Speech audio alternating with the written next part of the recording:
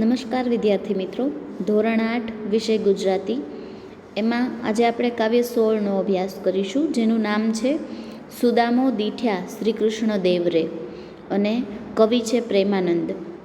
મિત્રો, આપણું આ કાવ્ય છે એનો સાહિત્ય પ્રકાર છે આખ્યાન ખંડ, એટલે કે પ્રેમાનંદે જે આખ્યાનની રચના કરી છે એમાંથી આ એક ખંડ લેવામાં આવ્યો છે. આપણે કવિ પરિચય જોઈએ તો કવિનો સમય છે ઈસવીસન 17મી સદી.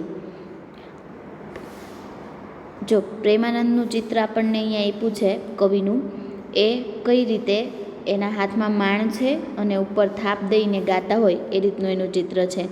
મિત્રો, કવિ પ્રેમાનંદ છે એ વડોદરાના વતની હતા. તેઓ ઉત્તમ કથાકાર અને માણભટ્ટ પણ હતા. માણ ઉપર થાપ આપીને કથાને પઠન, ગાયન અને અભિનય દ્વારા રજૂ કરીને તેમની રચનાઓ તેમણે લોક સમુદાયમાં ગુંજતી કરી હતી. જો આપણને આ ચિત્ર દેખાડ્યું છે એનાથી ખ્યાલ આવે કે એ કઈ રીતે ગાઈને પોતાનું આખ્યાન છે એ લોક સમુદાયમાં રજૂ કરતા હતા. મિત્રો, પહેલાંના સમયમાં મનોરંજનના કોઈ સાધનો હતા નહીં. ટીવી ને આપણી પાસે અત્યારે બધું છે જુદું જુદું, ટીવી, મોબાઈલ બધું, પણ એ વખતે કંઈ જ હતું નહીં. અને લોકો પણ એટલા ભણેલા ન હતા. થિયેટરને એવું એ સમયે નહોતું. એટલે એવે વખતે આ જે પ્રેમાનંદ ને અન્ય કવિઓ છે એ આપણા જે ગ્રંથો છે એમાંથી કથા વસ્તુ લઈ અને આખ્યાનની રચના કરતા અને એ લોકોને ગાઈને સંભળાવતા હતા.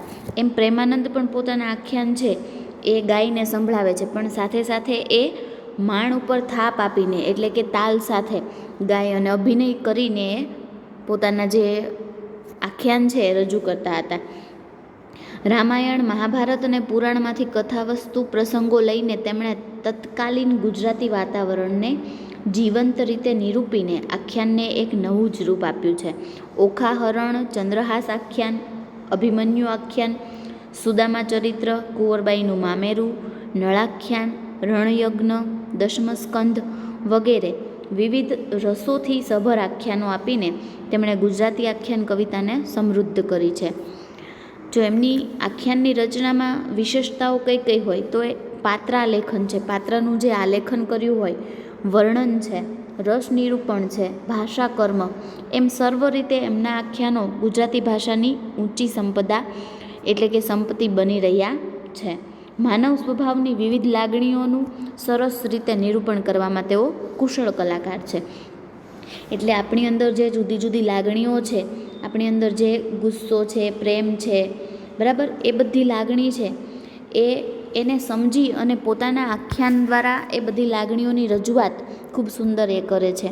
આખ્યાનો દ્વારા એમણે પ્રજાકીય સંસ્કારોને સાચવવાનું અને પોષવાનું કામ પણ કર્યું છે. આપણા ઉત્તમ આખ્યાન કવિ હોવાને કારણે તેઓ કવિ શિરોમણીનું માન પામ્યા છે. જો મિત્રો, આ યાદ રાખવાનું કે પ્રેમાનંદ છે એ એક ઉત્તમ આખ્યાનકાર છે અને એટલે જ એમને કવિ શિરોમણીનું બિરુદ મળેલું છે. હવે આપણે આજે આખ્યાન ભણીશું સુદામો દીઠ્યા શ્રી કૃષ્ણ દેવ રે. એમાં કઈ વાત છે એ જોઈએ તો ભાગવતના દશમસ્કંધમાં આવતી કથા પરથી પ્રેમાનંદે મૂળ કથાનકમાં ફેરફાર, ઉમેરણ કરીને રચેલું જે સુદામા ચરિત્ર એ જન મનોરંજન અને રસ નિસ્પત્તિનું સુંદર આખ્યાન છે. જન મનોરંજન એટલે જન એટલે માણસ, એમ માણસોના મનોરંજન માટે અને રસ નિસ્પત્તિનું એ ઉત્તમ આખ્યાન છે. આ આખું આખ્યાન છે ને એમાંથી એક આખ્યાન છે એનો એક કડવું એમાંથી આપણું આ ખંડ છે લીધો. જો પ્રસ્તુત કાવ્યખંડ છે એ સુદામા ચરિત્રના 7મા કડવાનું છે. કૃતિની શરૂઆતમાં શ્રી કૃષ્ણના વૈભવનું વિસ્તારપૂર્વક વર્ણન કર્યું છે. દ્વાર પર સુદામા આવ્યા છે એવા સમાચાર સાંભળતા જ શ્રી કૃષ્ણ છે એ સફાળા ઉઠીને સુદામાને દોડતા મળવા જાય છે. તે પ્રસંગમાં શ્રી કૃષ્ણનું ગતિશીલ અને ભક્ત સખાને મળવાનું જવાની જે તત્પરતા છે એ સુંદર ચિત્રણ કર્યું છે. પોતે દ્વારિકાના રાજા છે તે ભૂલીને દિનહીન બાલસખા ભક્ત સુદામાને આલિંગનથી ભેટે અને શ્રી કૃષ્ણ છે એ ઉદાર, નિર્દોષ અને મૈત્રી ધર્મને નિભાવતું ચરિત્ર આકર્ષક છે. તેથી આ ખંડ છે એ સખ્ય ભાવ અને આતિથ્ય ભાવનું ઉત્તમ કાવ્ય બની રહ્યું છે. મિત્રો, આપણે બધા જાણીએ છીએ, તમે બધાએ ભાગવદ્ ગીતા છે એમાંથી શ્રી કૃષ્ણ કરીને સિરિયલ આવતી હતી, તમે ટીવીમાં બધાએ જોઈ હશે. એમાં જે કૃષ્ણ ભગવાનના છે એમના નાનપણથી એમણે કંસનો વધ કર્યો અને દ્વારિકામાં ગયા ત્યાં સુધીના આખાય પ્રસંગોનું એક સિરિયલ આવે છે કૃષ્ણા કરીને. એમાં પણ આ પ્રસંગ આવે છે. તમને ખ્યાલ હશે કે શ્રી કૃષ્ણ અને સુદામા છે એ બાળપણમાં બંને સાથે ગુરુના આશ્રમે ભણ્યા છે. ત્યાંથી છૂટા પડ્યા પછી એ ક્યારેય મળ્યા નથી અને ધીમે ધીમે શ્રી કૃષ્ણ છે એ દ્વારકાના રાજા બને છે. કઈ રીતે એ દ્વારકાના રાજા બને છે એની વાત આપણને બધાને ખ્યાલ છે.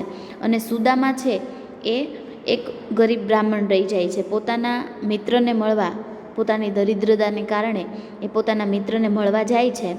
એ વખતે એમના મિત્ર છે એટલે કે શ્રી કૃષ્ણ એ દ્વારિકાના રાજા હોય છે અને સુદામાને ઘણો સંકોચ થાય છે એમને મળવા જવાનો. છતાં પણ એમના પત્ની એને એવું કહે છે કે તમે તમારા મિત્રને મળો એમ. તમે બધાએ એ વાર્તા સાંભળી હશે, એ કથા એ સિરિયલમાં એ જોયું છે. અહીંયા એમાંથી જ કથા વસ્તુ છે એમાં પ્રેમાનંદે થોડો ફેરફાર કરી અને રચ્યું છે. આપણે જે આ કાવ્ય ભણીશું ને એમાં કઈ વાત છે તો એમાં જ્યારે શ્રી કૃષ્ણ છે એનું વૈભવનું વર્ણન છે, એમ કે પોતે દ્વારકાના રાજા છે અને એની સુખ સાહેબી એ સમૃદ્ધિ એ કેટલી છે એનું વર્ણન ખૂબ સુંદર રીતે પ્રેમાનંદે કર્યું છે. અને પછી જેવા જ દ્વારપાળ છે એ અંદર શ્રી કૃષ્ણને સમાચાર આપે છે કે દ્વાર ઉપર એક ગરીબ બ્રાહ્મણ આવ્યા છે, સુદામા એમ એમનું નામ છે. એવું સાંભળતા જ કૃષ્ણ ભગવાન છે એ એકદમ દોડી અને એને મળવા જાય છે. આ બધું વર્ણન છે ને મિત્રો એ પ્રેમાનંદે એટલું સુંદર કર્યું છે કે આપણે આ જે આખ્યાન ખંડ છે એને વાંચીએ ને તો એના એ આખું એ ઘટના છે એ ચિત્રો છે ને આપણી સમક્ષ એકદમ ઊભા થઈ જાય. તમને આ વાંચતા વાંચતા ખ્યાલ આવે કે કઈ રીતે ભગવાન દોડીને એમને મળવા ગયા હશે. એટલું સુંદર વર્ણન છે. આપણે જોઈએ આપણું કાવ્ય તો સૂતા સેજ્યાએ અવિનાશ રે, 8 પટરાણી છે પાસરે, રૂકમણી તળાસે પાય રે, શ્રી વૃંદા ઢોળે વાય રે. જો અહીંયા શરૂઆતમાં જ આપણે વાત કરીએ એમ કે ભગવાન જે શ્રી કૃષ્ણ છે એમની દ્વારિકાના એ રાજા છે અને એમની સમૃદ્ધિની જે વાત છે ત્યાંથી આપણું આ કાવ્ય શરૂ થાય છે કે શ્રી કૃષ્ણ છે એ કેટલા સમૃદ્ધ છે એમ. સૂતા સેજ્યાએ અવિનાશ રે, સેજ્યા એટલે શૈયા એમ, પોતાની પથારી છે ત્યાં એ સૂતા છે. કોણ? અવિનાશ. અવિનાશ એ કોના માટે શબ્દ વપરાયો છે? ભગવાન શ્રી કૃષ્ણ માટે. પછી એ જ્યારે પોતાની શૈયા ઉપર સૂતા છે ત્યારે 8 પટરાણી છે પાસરે, એટલે કે એમની પટરાણી એટલે કે મુખ્ય રાણીઓ છે એમની પાસે કેટલી છે? 8. એમની જે મુખ્ય 8 રાણીઓ છે એ એમની પાસે છે. એમાંથી વારાફરતી બધી જ રાણીના નામ આવે છે. જો રૂકમણી તળાસે પાય રે, શ્રી વૃંદા ઢોળે વાય રે. જે રૂકમણી છે એમની જે 8 મુખ્ય પટરાણીઓ છે એમાંની એ તળાસે પાય રે, એટલે કે તળાસું એટલે શું? તો કે ધીમે ધીમે ચંપી કરવી એમ, પગને દાબવા ધીમે ધીમે. તો એ રૂકમણી છે એ ભગવાન શ્રી કૃષ્ણના પગ છે એને ધીમે ધીમે દાબે છે. શ્રી વૃંદા ઢોળે વાય રે. પછી 8 પટરાણીમાંની જે બીજી પટરાણી છે એ શું કરે છે? તો વાયરો ઢોળવો એટલે શું? પવન નાખવો. એટલે એ છે એ ભગવાનને પવન નાખી રહી છે. ધર્યું દર્પણ ભદ્રાવતી નારી રે, જાબુવંતી એ ગ્રહી જલધારી રે. જો હવે જે ભદ્રાવતી છે એણે શું કર્યું છે? તો કે દર્પણ એટલે અરીસો, એણે અરીસો ભગવાન સામે એ કરીને ઊભા છે એમ. જાંબુવંતી એ ગ્રહી જલધારી રે. ગ્રહી એટલે કે પકડી. જે જાંબુવંતી છે એમની જે ચોથી પટરાણી છે એમણે જલધારી એટલે કે પાણીની જે જારી છે એ પકડી રાખી છે. જો અહીંયા ભગવાનનું જે એની 8 પટરાણીઓ છે એ કેટલું કેવી રીતે એનું ધ્યાન રાખે છે અને ભગવાન છે એ કેટલા વૈભવશાળી છે એ વાત અહીંયા કવિએ વર્ણવી છે. યક્ષ કદર્મ સત્યા સેવે રે, કાલંદ્રી તે અગર ઉવેખે રે. યક્ષ કદર્મ એટલે કે કસ્તુરી, કેસર, ચંદન, જે રક્તચંદન છે, અબર છે, એવા જે જુદા જુદા વસ્તુ છે ને એ પીસીને તૈયાર કરેલો લેપ, એવી જુદી જુદી સુગંધિત વસ્તુઓ મિક્સ કરી અને જે લેપ બનાવ્યો હોય એ લેપ, એની વાત છે એમ. સેવવું એટલે શું? તો લગાવવું, ચોપડવું એમ. જો એમના જે સત્યા નામે પટરાણી છે એ આ રીતે ભગવાનને લેપ લગાડી લઈ રહ્યા છે. પછી કાલંદ્રીએ તે અગર ઉવે ખેરે, એટલે પછીની જે પટરાણી છે એ અગર એટલે કે એક જાતનો સુગંધી પદાર્થ, ઉવેખવું એટલે ઉખેડવું, કાઢીને નાખવું એમ. તો એ છે એ આ રીતે સુગંધી પદાર્થ છે એને કાઢીને નાખે છે. ફરીવાર આપણે પહેલી ને બીજી બધી બે પંક્તિનું જોઈએ તો શ્રી કૃષ્ણ છે એ પથારીમાં સૂતા છે અને એની 8 પટરાણીઓ છે એમની પાસે બેઠી છે. શ્રી કૃષ્ણ અથવા તો અવિનાશ બંને શબ્દ તમે વાપરી શકો. શ્રી કૃષ્ણ માટે અહીંયા કવિએ કયો શબ્દ વાપર્યો છે? અવિનાશ, બરાબર. પછી રૂકમણી છે એ શ્રી કૃષ્ણના પગ દબાવે છે, વૃંદા તેમને પંખો નાખે છે. પછી ભદ્રાવતીએ હાથમાં અરીસો પકડ્યો છે, જાંબુવંતીએ જલની જારી લીધી છે. સત્યા છે એ શ્રી કૃષ્ણને સુગંધી લેપ લગાડે છે અને કાલંદી છે એ અગરના લેપને દૂર કરે છે. જો એક લેપ લગાડે છે અને એક છે એ અગરનો જે લેપ છે એને દૂર કરે છે. આગળ જોઈએ આપણે તો લક્ષ્મણા તંબોળને લાવે રે, સત્યભામા બીડી ખવડાવે રે. એટલે તંબોળ એટલે શું? તો કે નાગરવેલના પાનનું બીડું. જો લક્ષ્મણા છે એ પાનનું બીડું લાવે છે અને સત્યભામા બીડી ખવડાવે. બીડી એટલે એ નાગરવેલના પાનનું બીડું જ તેમ. તાંબોળે એટલે એ બીડું જ થશે અને આ પણ. તો લાવે છે કોણ? તો લક્ષ્મણા લાવે છે અને સત્યભામા છે એ શ્રી કૃષ્ણને એ બીડું ખવડાવે છે. હરિ પોઢિયા હિંડોળા ખાટ રે, પાસે પટરાણી છે 8 રે.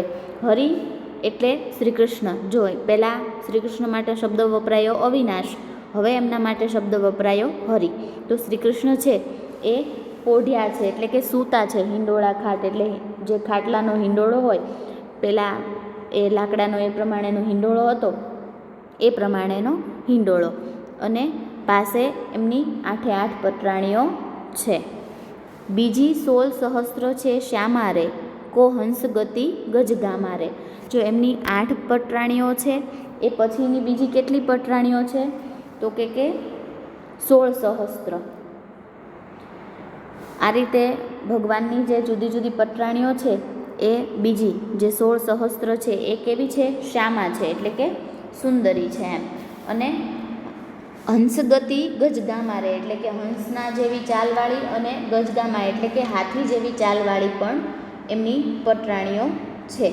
અહીંયા 16 સહસ્ત્ર એટલે 16 એટલે 16 અને સહસ્ત્ર એટલે 1000 એમ. 16,000 જેટલી એમની બીજી પટરાણીઓ છે. આપણે સૌ જાણીએ છીએ કે ભગવાન શ્રી કૃષ્ણ છે એ યુદ્ધમાં જાય છે અને આ જુદી જુદી પટરાણીઓ છે એને બચાવે છે અને એ બધાને પોતાની પાસે રાખે છે. એટલે કૃષ્ણ ભગવાનને 16,000 પટરાણીઓ હતી. એ પટરાણીઓ છે એની સુંદરતાના અને એની ચાલના અહીંયા વખાણ છે કે એ કેવી છે? તો કે એક હંસની ચાલ ચાલે એવી છે અને એક ગજગામી એટલે કે હાથીની ચાલ ચાલે એ પ્રમાણેની છે. પછી આગળ કે છે મૃગનેણી કોઈ ચકોરી રે, કો શામલડી કો ગોરી રે. જો અમુક એની રાણીઓ છે એ કેવી છે? મૃગનેણી એટલે કે હરણ જેવા જેની આંખો છે એવી, અને બીજી છે શામલડી એટલે કે અમુક છે એ કેવી છે? તો કે થોડી શ્યામ છે, અને કોઈ ગોરી એમ. ચકોરી એટલે કે ચકોર છે એમ. ચકોરી એટલે ચકોર. અહીં જે બીજી પટરાણીઓ છે એ કેવી છે? તો કે અમુક મૃગનયની છે, અમુક ચકોરીઓ છે, અમુક શ્યામ છે અને અમુક ગોરી છે. આમ શ્રી કૃષ્ણ ભગવાનને જુદી જુદી પટરાણીઓ છે એમના અહીંયા વખાણ કરવામાં આવ્યા છે, એની સુંદરતાની વર્ણન છે. મિત્રો, આપણું કાવ્ય છે એ આપણે અહીં સુધી રાખીએ. હવે પછીનું કાવ્ય છે એ આવતા લેક્ચરમાં આપણે ભણીશું. સ્વાધ્યાયની અંદર તમારે જે આ કાવ્ય છે એના શબ્દાર્થ છે એ લખવાના છે અને યાદ રાખવાના છે. આપણે આ જ કાવ્ય સાથે ફરી મળીશું. આવજો.